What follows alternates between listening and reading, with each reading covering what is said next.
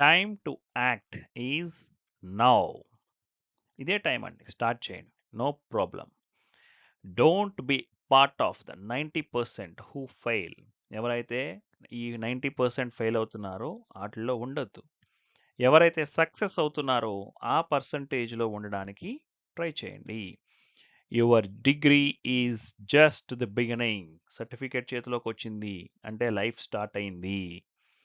Success requires skills, communication, discipline and self effort.